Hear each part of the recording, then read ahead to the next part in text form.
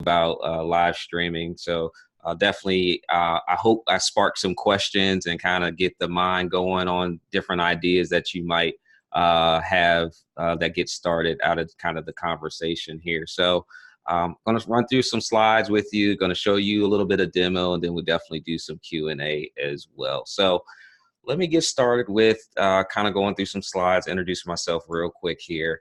My name is Monty Weaver. I run this little company out of Fredericksburg, Virginia area where we teach entrepreneurs digital techniques and strategies. And one of those strategies is the ability to just do video and really take what you have and maximize what you have. So we're going to talk about how to produce live stream video like a professional on a small budget, because you really can maximize the things that you currently have. So here's just me, some certifications, all that good stuff there. But let's get to like the really, really good stuff here. Okay. So we already know that video really is now, everybody's going towards video as a way to communicate and more quickly build that know, like, and trust factor, because it just works. We go to YouTube, we're watching video, we're getting content, we kind of know who that person is. So video is that thing that allows us to introduce ourselves to an audience really, really quickly and start building that rapport with that audience. And up until, just really a couple years ago, you had to spend a lot of money on building out studios with all this fancy equipment and monitors and green screens and like galore to get the look that you wanted. But now we really can make it really, really simple using what we have. In this picture here is a young gentleman. He has his wall painted green. And so now we can do the green screen effect by painting a wall versus going out and buying a big green board.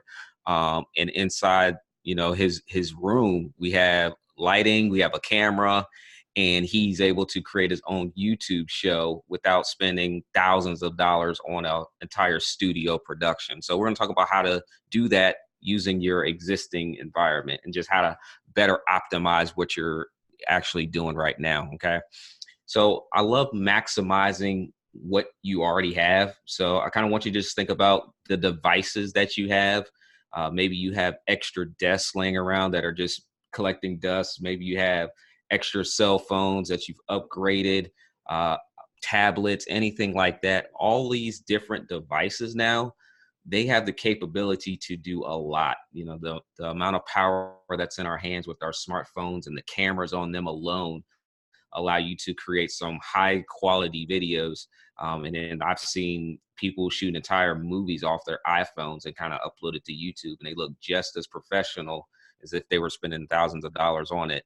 And you really can't even tell the difference. So your current workspace, whatever that workspace is, we can make it look even that much better. Doesn't matter how tight it is or how large it is. And as I kind of go around and show you, my new workspace here, I'll kind of give you an idea of just the dimensions alone so that you can kind of see what you can create even in smaller spaces. Again, your equipment, if you have extra, maybe monitors laying around, extra old computers, all that stuff helps you to create really cool broadcasts without having to go out and invest in new equipment. And then software. Software is my secret weapon.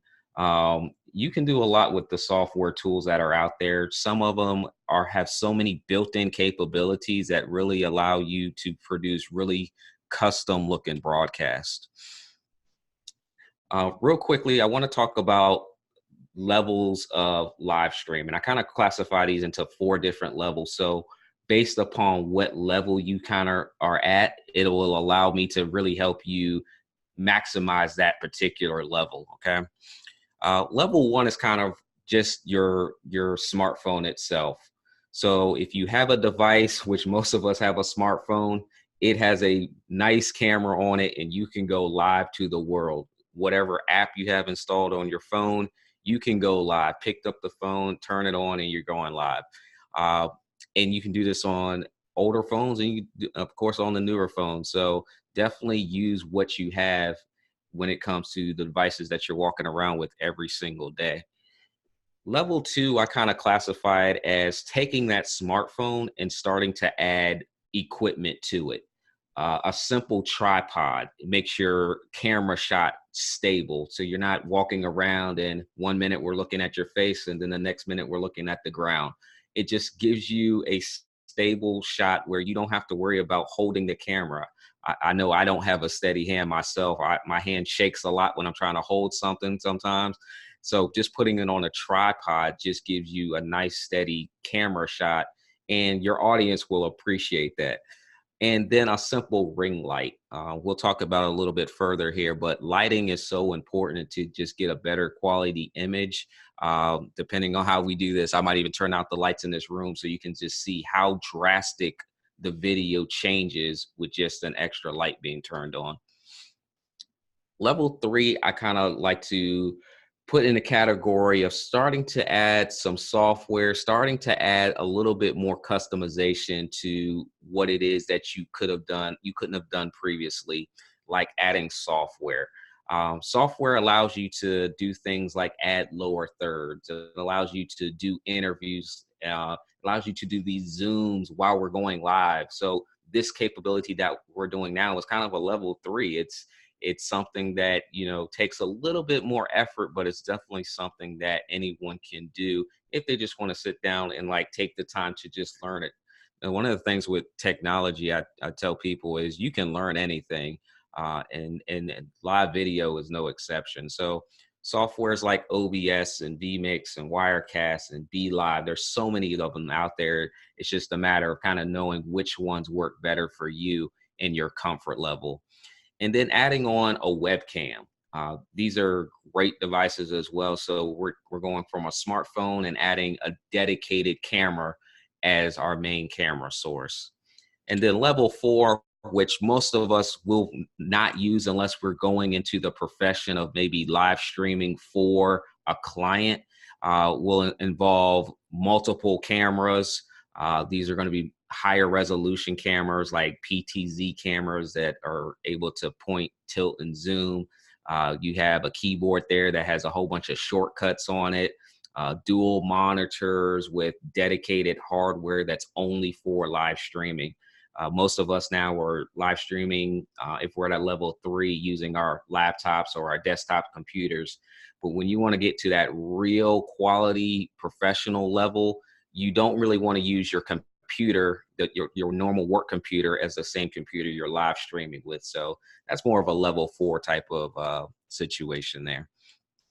So I got some steps to kind of improve your video. But before I kind of get into the background and all this kind of stuff here, I'm going to kind of show you this space here and kind of explain it, because I think it's a perfect illustration of some of the things that are currently wrong or can be adjusted, and some of the things that are working. Because I am still setting this up, I'll be able to point some of the things out and hopefully help you all with just improving your overall video. So this space that I'm in here is about a 12 by 18 space, the whole entire room here.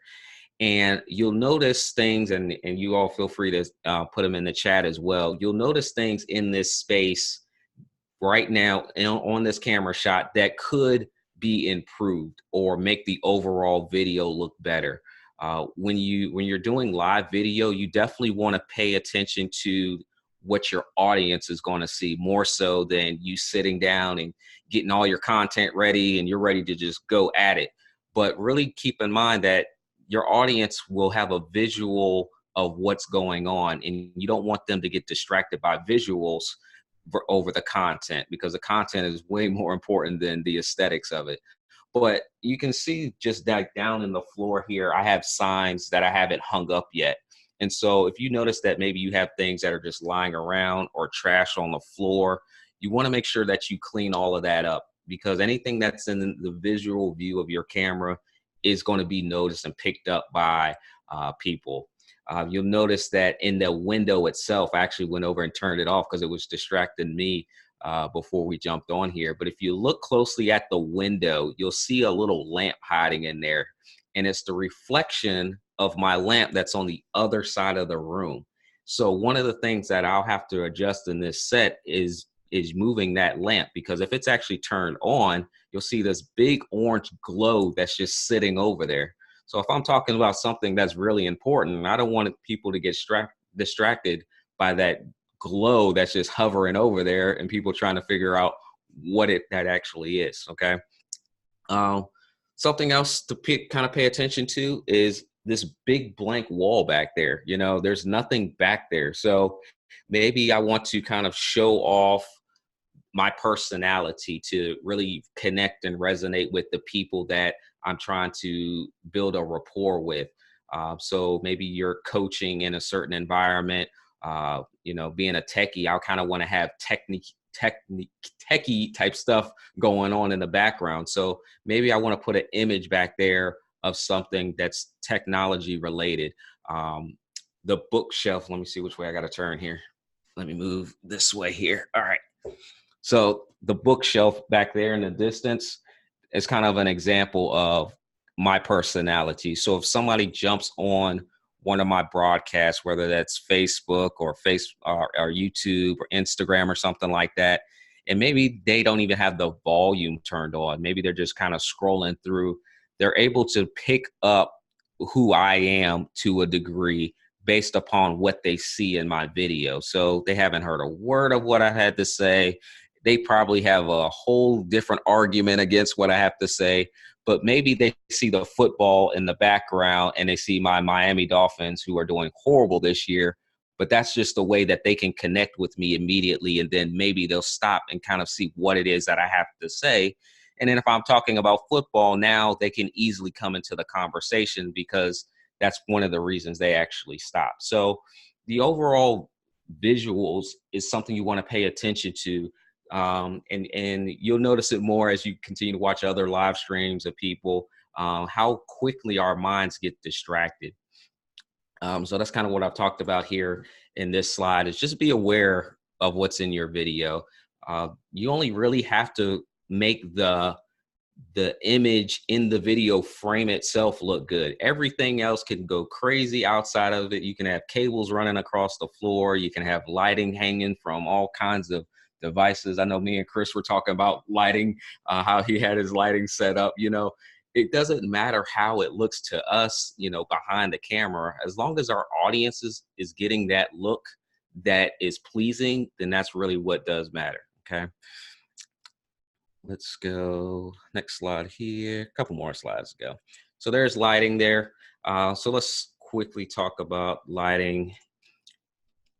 So you'll notice that window right there is a good source of natural light. But if I was to open up that blind, that light would cause a huge glare. So depending on how your workspace is set up, you want to use natural lighting. If maybe your window is in front of you to kind of catch some of that natural light, or maybe your window is on the side of you to catch that natural light, because there's nothing like good natural light in a room. But if you don't have that natural light, you do have to resort to other types of lighting, which I have here. Which will all be adjusted and everything. And I'll show you kind of lighting here in a second in real time. And video. All right. So one of the things with making your live videos really stand out is kind of something we overlook a lot of times, and it's your internet connection.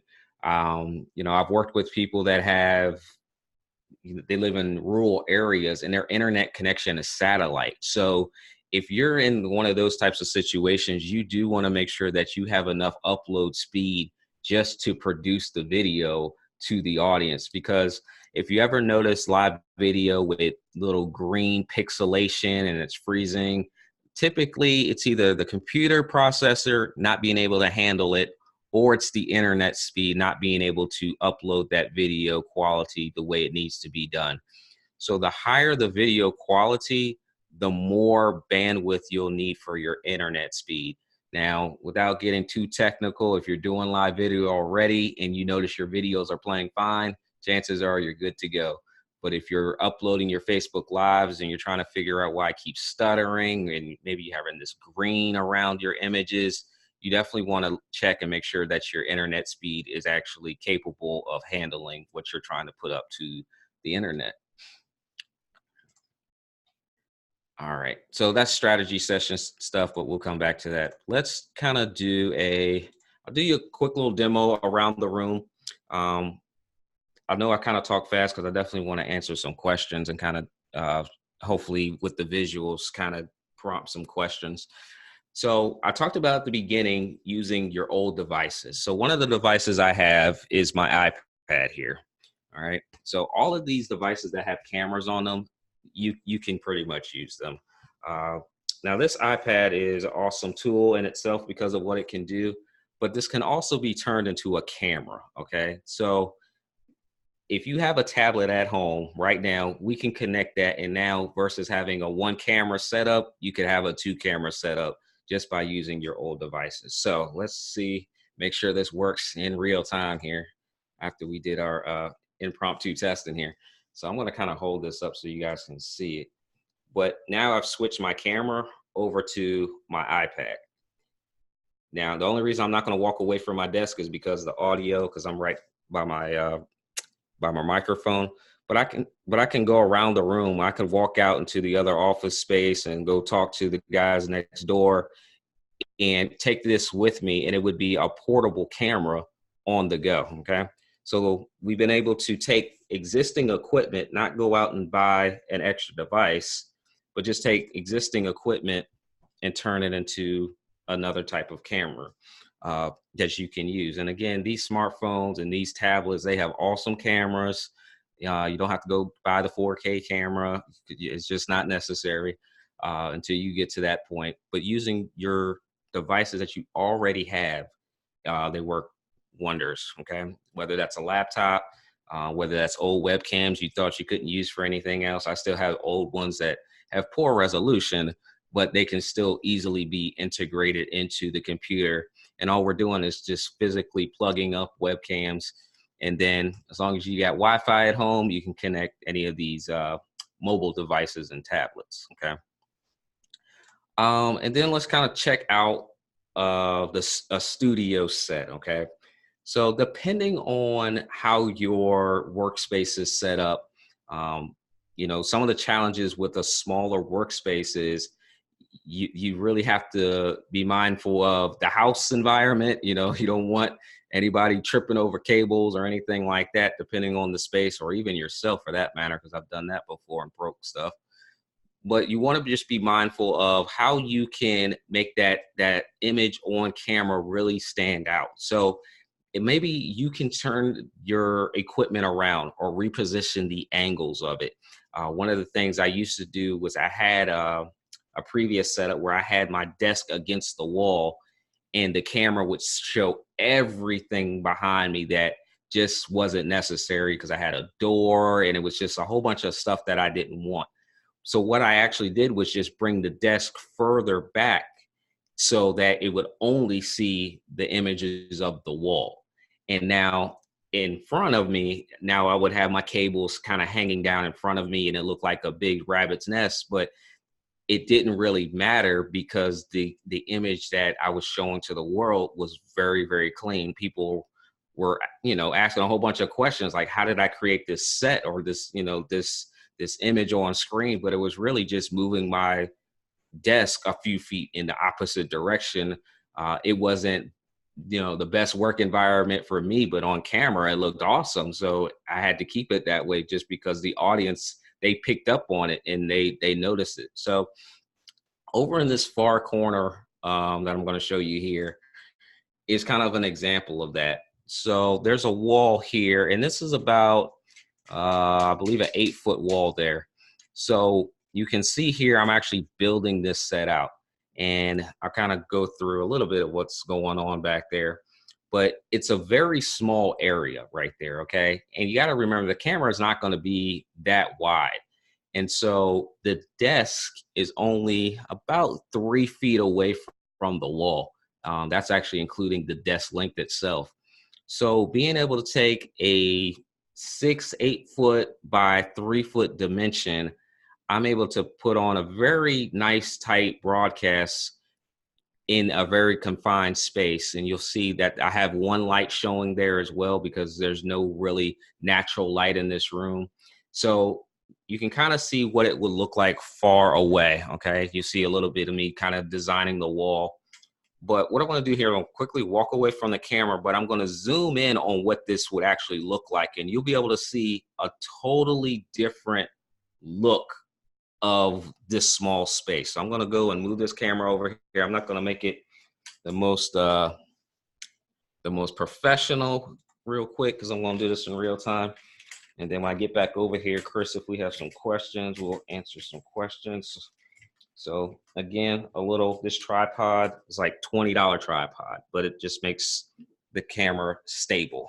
All right, so let's take this over here.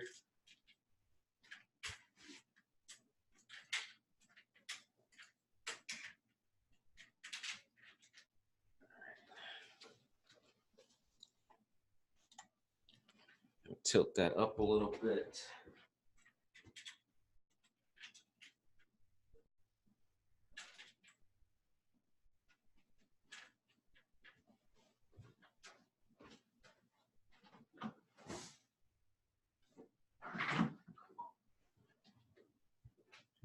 All right, now I'm going to go over here and sit so you guys can see what this actually looks like.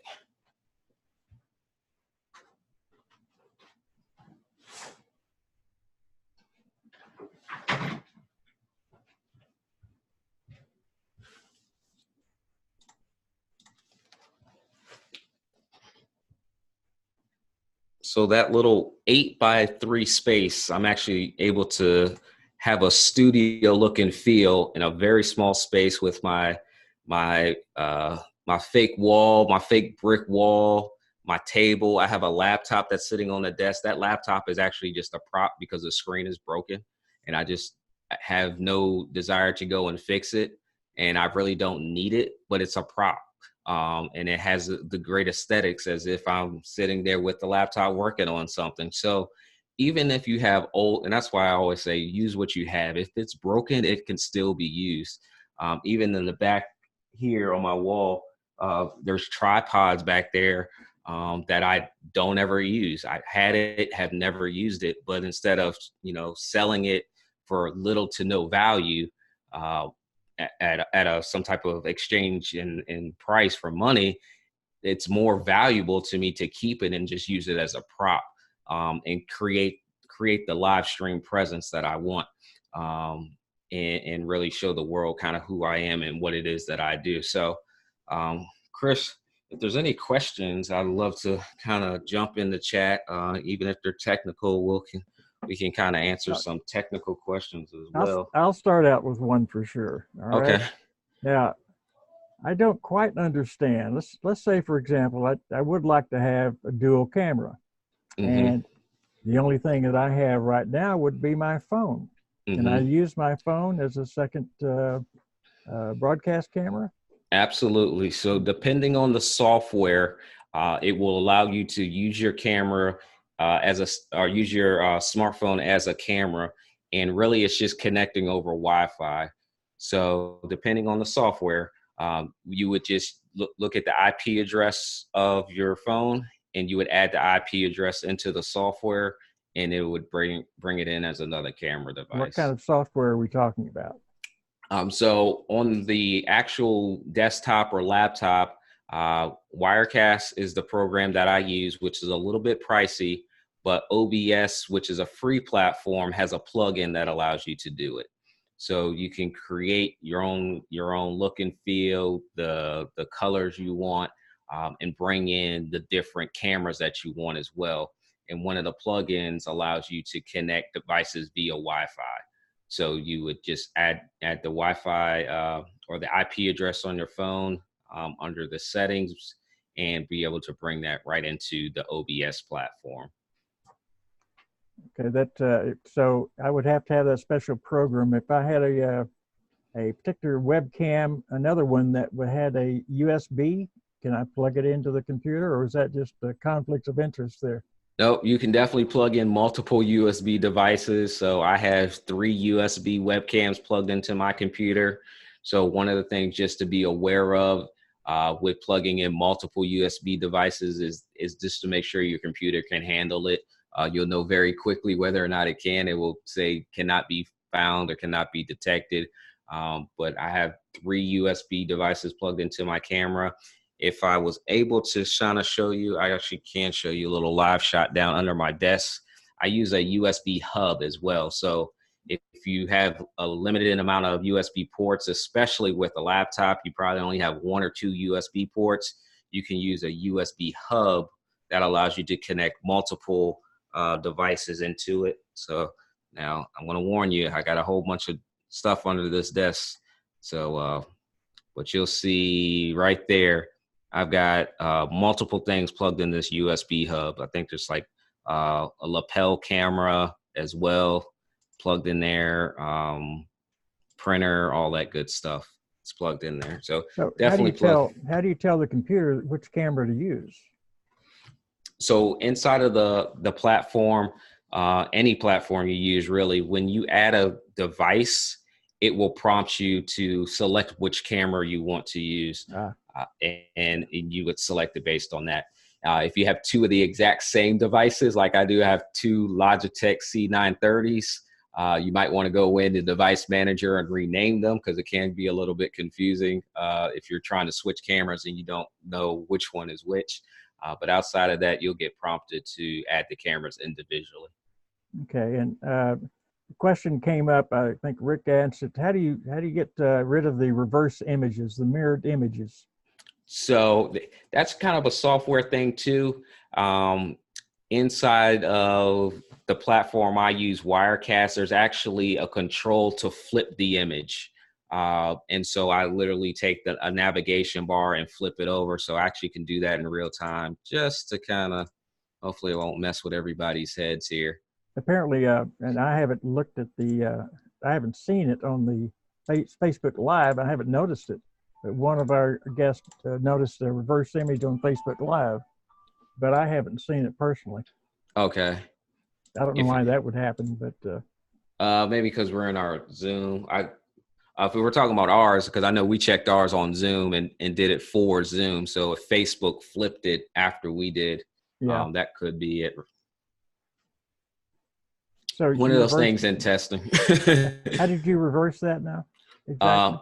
This is a Wirecast kind of way of doing it, but there's actually a control menu that shows the X-axis and the Y-axis, so you can switch you can switch pretty much anything you want to, and you just have so much flexibility and play in the software. So I'm not doing any of this on the hardware. I'm not going into the device manager or anything like that. I'm just literally using the controls that are provided. And so that's why when I say, software is kind of my secret weapon, I just use some of the tools that it affords us to do. Very good. Okay. Other questions, guys? Hey, I don't have a question, but I wanted to show everyone something that I picked up that's been very useful. If you guys can see my video here with my cell phone. If you notice, it's selfie stick. What it is it's called a gimbal or a stabilizer, and no matter how I move it, it always stays even. Oh, yeah, those are awesome. I have one on my desk right behind me. I have let me know what you have, Peter. I have a DJI Osmo 2 Mobile 2. Yeah, so you have the really nice one with its own camera. Yeah. Yeah, so this one is specifically for a phone. It's under $100. The DJI Osmo, which I wanted so badly, but it was $400, and I couldn't do it yet because I don't have any clients that I need it for. But I'm going to be using, or I've been using this at family events and sporting events, and I tell you, the quality of the video without the shaking is incredible. Yeah, it's like having a mobile tripod, because even the base of it, you could even put on a tripod as well for people that want to maybe you don't have somebody to record for you, but those are like awesome devices, especially the ones that have the face tracking feature as well. Yeah, and this actually has it. So it's kind of hard with all the black on my screen here, with my black shirt, black background, etc. But there's a little tripod that goes to the bottom of this. And then I actually saw one through an advertisement that actually worked as a selfie stick because it expanded, something I've never seen before. So it actually went up to about 3 feet. So then you can put it towards you and follow your own face no matter what you were doing. And one question I do have for you, Monty, is have you tried to get any insurance agent clients to use video for walkthroughs or open houses, et cetera, to actually broadcast on Facebook? Because it's something that I've talked to clients before about, and getting them to even recognize it might be a good idea has been virtually impossible. And I'm just curious if you have any experience with that. Yeah, so I teach classes here locally at a real estate title agency. So more so, I talk to a lot more realtors, and then every so often we'll open it up to more local business owners. But one of the things I stress to them is video and the importance of it. And just by doing video and especially live video, it just allows them to connect with an audience. Because if we consistently put out what it is that we do, people aren't always going to gravitate to that. But if they can see the practical application of that in real time, or just even if it's post dated, they can still see it on video, be able to know who that person is and kind of hear their voice. I mean, that goes a long way. I was literally, I work with a business coach and helping his community with just technology overall. And live, this is how powerful live video is. I had the screen up on the side and I just heard his voice, and it was a live video. I just scrolled. I like the title. I'm listening. And about a year or so now, like we've been working together in a relationship, doing business together. And it was all because of a live video that was on Zoom, just like this. So I encourage my clients as well. Use video. It's just it's so valuable because you can post, transcribe it and take out the audio and maybe just use that for a podcast only. You can take that same video and repurpose it, take like little chunks of it out of it later on and put it on the social media channels at different times. Maybe you don't have anything to post for the whole week, but you can go back to that video and you can download that video and you can put it on the different social media channels. So yeah, I continue to encourage them to use video because they will know very quickly their sphere of influence. So people that do start to navigate more to video, they will have the advantage. Anybody on Facebook have a question that you'd like to put in the comment section? We'll be happy to throw it out here as well.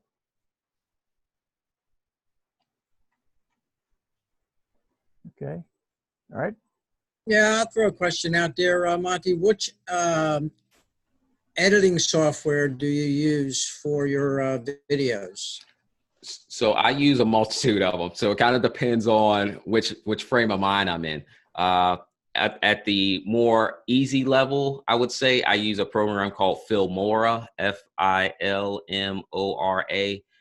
That's it's a simpler program to use, especially if you're looking for really quick edits, nothing too complex. And then I've used kind of scaling up Adobe Premiere because I have so many Adobe products that I just use. So that kind of just falls right in the suite. And then Final Cut Pro as well. But that's more of I'm really trying to tweak and trying to get stuff to look a certain way. So there's quite a few that I use, but I think anybody that's kind of starting off, Filmora is an awesome platform to use. Very simple, pretty straightforward, not a whole bunch of things on the screen to try to figure out.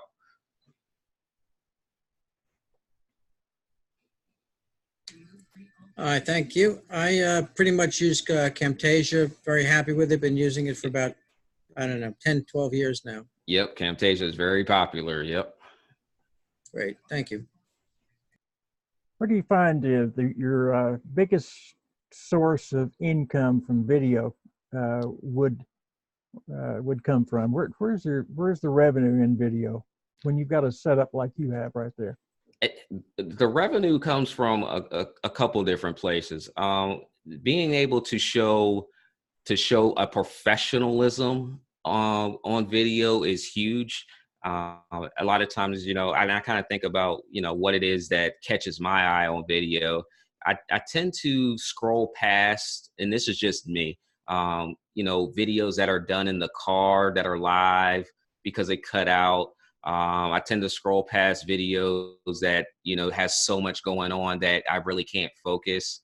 And I just noticed, like, when I had started to upgrade my set and my overall video presence, it just attracted more people, and actually the people that I wanted, because they were asking questions about the technology. You know, what kind of camera are you using? What type of lighting are you using?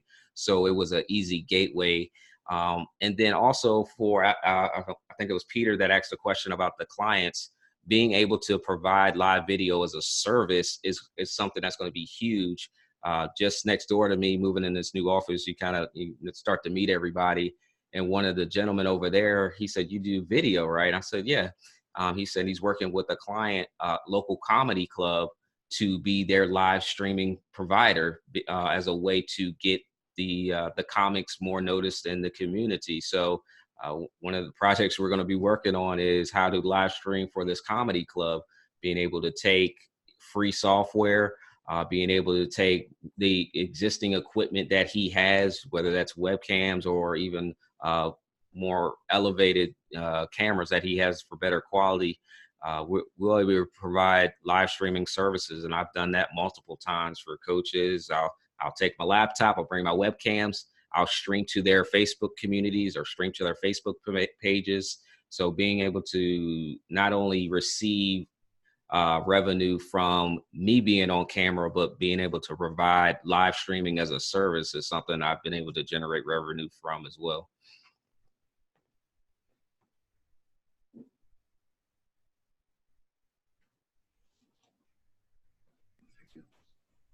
Well, I think Christopher. Yeah, I'm here. Oh, good. I got him. Anyway, any other questions, ladies and gentlemen? What have we got out there? I think Monty has done an excellent job of covering this for us. This is this is sometimes a strange animal that we have to tackle when we're in the digital marketing business. We try all kinds of different things. We try our phones, of course, which are effective without a doubt.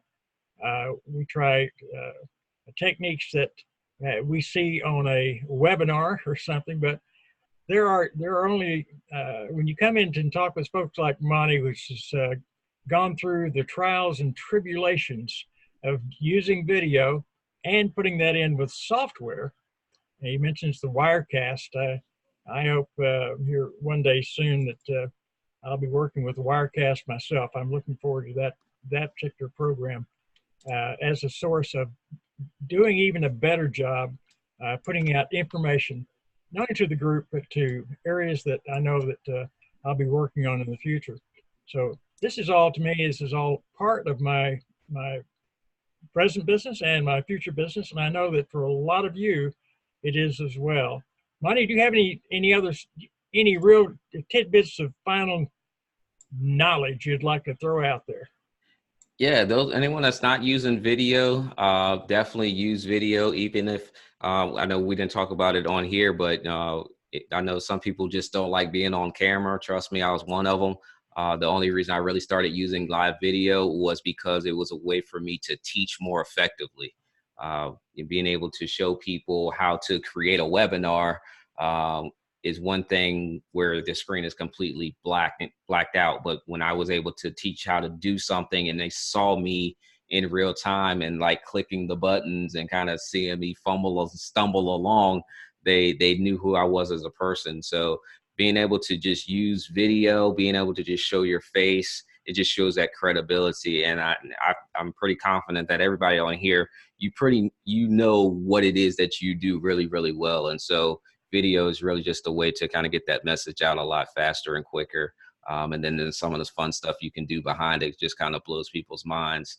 And so that's kind of how I got noticed for doing videos, just being able to kind of create stuff more so with the software. So I'm not the smartest person in the room, but I do know how to utilize this technology. And really, I try to max it out. I try to see how far I can push the limits on it, how many places I can stream live simultaneously. And then I'll kind of bring it back down to be able to bring something that's tangible to an audience. And there's so many different ways you can do live video. There's so many options that are out there for softwares and webcams and lighting and all that stuff. That stuff really doesn't matter at the end of the day. As long as that presentation looks good and it's getting the job done, that's really what matters. And so definitely don't go out spending a whole bunch of money on equipment. I've had people go do that too. You don't need a $180 microphone and shotgun boom arm. Start with what you have and max that equipment out before you move on to the next. So I look forward to kind of seeing everybody's live videos and checking you guys out inside the group and on your personal pages as well.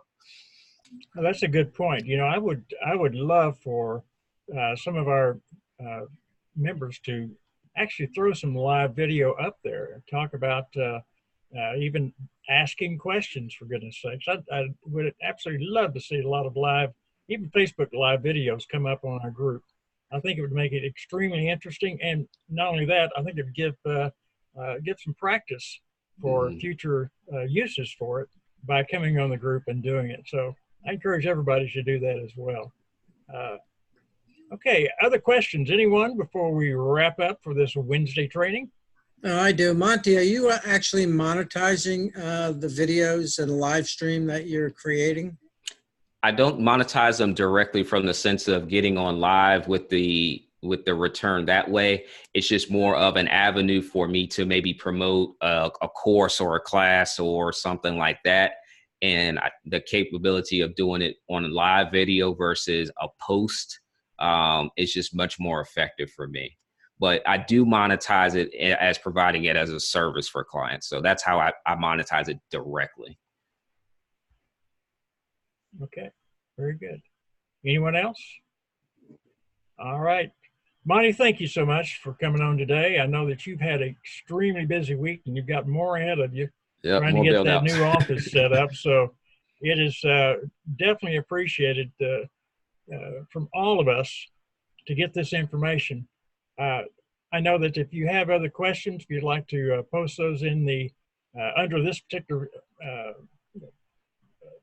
presentation, I know Monty probably would be able to pick them up and probably be happy to answer those if you have some comments or questions after this is over. So again, Monty, my thanks, and to everyone else that's on, both again live and for the replay, I thank you for being with us for our Wednesday training session, which we do every Wednesday at 3 p.m. Eastern Time. I'll say goodbye to everybody. Have a good afternoon, folks. Thank you. Thank you. Thank you, Monty. Great presentation. Thank you.